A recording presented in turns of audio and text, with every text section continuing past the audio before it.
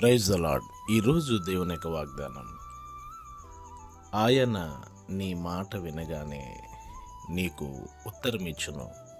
యెషయా గ్రంథం 30వ అధ్యాయం 19వ వచనం.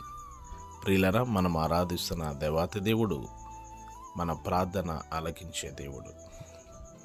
ఆయన మన మాట వినగానే, లేదా మన ప్రార్థన వినగానే, మన మొర్ర, మన విజ్ఞాపన ధ్వని, మన యాచన వినగానే ఆయన మనకు ఉత్తరమిచ్చే దేవుడు. ఆపత్కాలమున నీవు యెహోవాను గురించి మొర్రపెట్టుమో ఆయన నీకు ఉత్తరమిస్తారని దేవుని లేఖనం సెలవిస్తుంది. గనుక దేవునికి మనం మొర్రపెట్టినప్పుడల్లా ఆయన మనకు సమీపముగా ఉండేవాడు.